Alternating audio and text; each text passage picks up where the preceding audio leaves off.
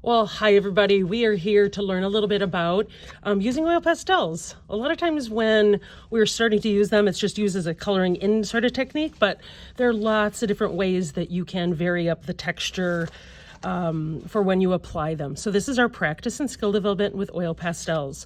So really for this exercise, you're going to need just basically two colors. That's all I'd love for you to get. Within the bin of oil pastels, you're going to grab one cool color. So green, blue, purple, okay? And then you're gonna grab one warm color. So red, orange, yellow. Okay, so make it simple. And I would say for warm colors, don't use a yellow only because it's really, really hard to see, especially one of the lighter ones. Tangerine like this would be probably a little bit better, okay? All right, so here's how we're gonna start. It says heavy pressure, light pressure, scumbling.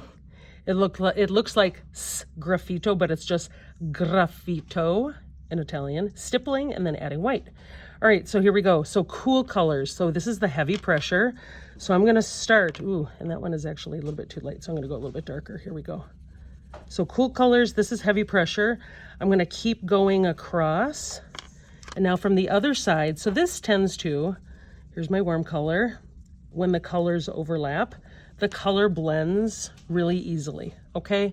So that's like quintessential, best case scenario, oil pastels, rich, vivid color. Okay, here's the next one. Same color, but a light pressure. This is where I find it easier to actually lay down my oil pastel, not using the tip. So light pressure as it goes across. Same thing, light pressure. And you're gonna overlap them because we wanna be able to see what does that overlapping look like. Okay, so that's light pressure. Okay, now the next one. So if we need to pause and then experiment, that's totally okay. But here's the one thing, we're in practice mode, so no bad vibes, okay? That's all I ask. Okay, thanks. All right, so here we go, scumbling. Scumbling looks like this. Now you can do textured lines like this. Okay, you can do them overlapping like this. You can have them be a little bit more disordered. But the whole point of a scumbling technique is that, again, you're creating a textured effect. So it's almost like a continuous line, but let's see, what does it look like when they start to overlap? Actually, it looks pretty cool when they start to overlap in between there. So scumbling, again, it's just circular little lines. Okay, they could be long like this, longitudinal. They could be more circular and skinny. Okay, so play with it there in that section. Okay, graffito. Here we go. Again, kind of like the Mona Lisa, the look is very like smoky. Fumato, smoky, another Italian word. Graffito is when we're gonna actually start to scratch away. It's Italian for graffiti. You can tell that's the root word. So let's do the heavy pressure blending and then see what happens.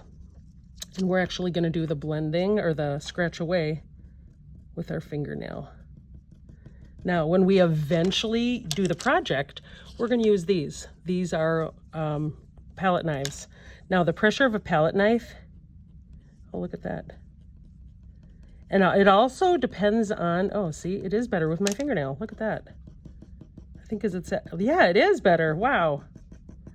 Okay. So sometimes the pressure, yeah, I like the fingernail better. There we go. Graffito. So that one is a highly textured kind of a technique. And this one would be really great if you had like some sort of a foreground all blended in and you wanted to give the illusion of like a little bit of grass in the foreground. Graffito would be a great solution. Okay, stippling. Stippling is similar to that one that we used with ebony pencils, but stippling, essentially just the little dots. Now here's the thing. It's not dong, dong, dong, right? Because you're gonna break our tools, but it's just like a little turn, turn, turn, turn, turn. The closer the lines, the more the color. Okay, just like a little bit of pressure. You can see the different brands make a difference actually. These are a little bit richer in color. The closer I put those stippled lines together, the better. Okay, so again, another texturing technique. So you actually could do this heavy pressure, and then you could even do a little bit of the stippling actually over the top if that's something you were looking for. Okay, the last one is when we add white to make it light. Here we go. So I'm going to go ahead and add just a little, so almost like a really light pressure, a little bit of light pressure, and then look at what happens when I start to add the white. And I would encourage you to maybe use a paper towel or something to clean it off, but I'm going to do it at a different angle here. But check it out. It just starts to blend all of that color together.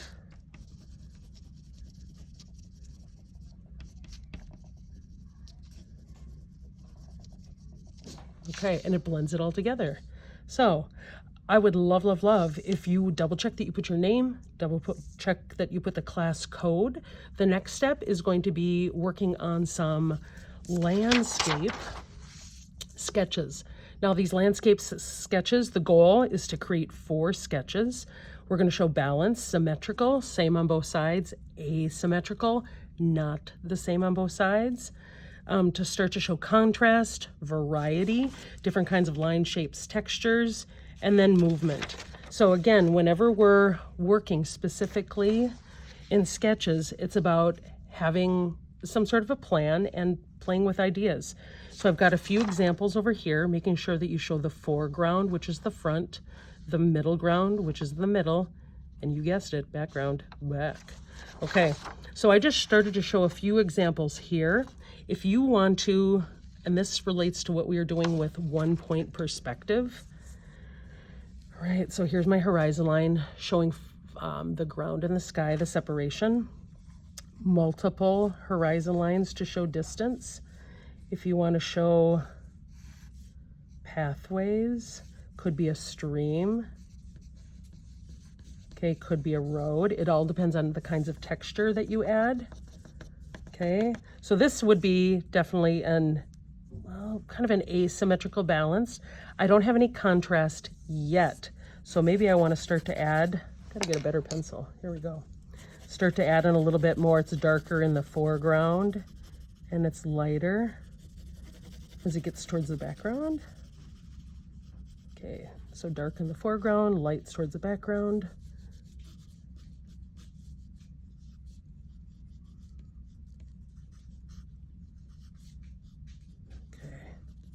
And then start to get some sort of textures in here. Now, you're going to be looking at the work of Wolf Kahn, the German-American painter, as well as Georgia O'Keeffe. Not her flower paintings that she's really well known for, but more of her peaceful desert landscapes. So as you start to work today, finish up with your oil pastel techniques, start to figure out what sort of a landscape. Again, we're trying to get away from our typical ideas of what a landscape is. Think if you've done traveling and there are other ideas you want to explore. If you want to use your iPad with permission, you may.